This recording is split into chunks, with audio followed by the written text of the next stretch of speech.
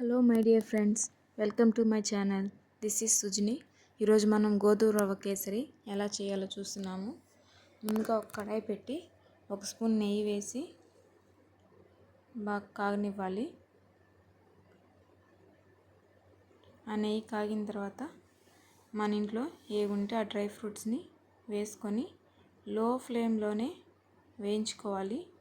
లో ఫ్లేమ్లో వేయించడం వల్ల పప్పు లోపల వరకు వేగుతుంది, టేస్ట్ బాగుంటుంది. అవి వేగిన తర్వాత తీసి పక్కన పెట్టుకోవాలి. అదే కడాయిలో మరొక స్పూన్ నెయ్యి వేసి 1 గ్లాస్ గోధుమ రవ్వ వేస్తున్నాను.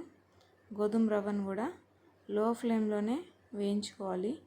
లో ఫ్లేమ్లో వేయించుకోవడం వల్ల టేస్ట్ బాగుంటుంది, బాగా వేగుతుంది కూడా. ఇప్పుడు నిదానంగా కలుపుకుంటూ వేయించుకోవాలి. ఇది కలుపుతూనే పక్కన మరో స్టవ్ మీద నీళ్లు మరిగించుకోవాలి. 1 గ్లాస్కి 4 గ్లాసులు నీళ్ళు పెట్టాను.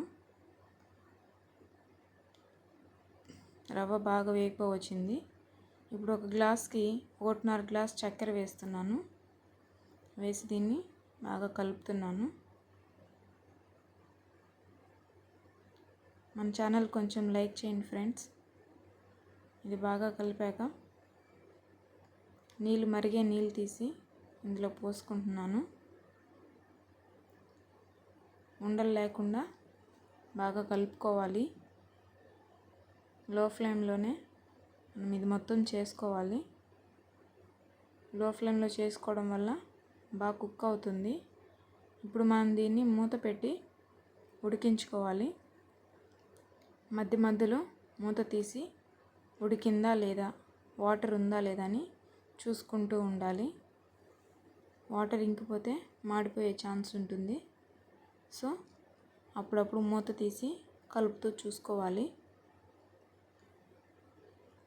ఇప్పుడు ఇది ఉడికిపోయింది. నేను ఉడికిపోయాక చూపిస్తున్నాను. బాగా దగ్గరకు వచ్చేసింది కదా. ఇప్పుడు ఒక 2 ఇలాచీని పౌడర్ చేసి ఇందులో వేసుకోవాలి.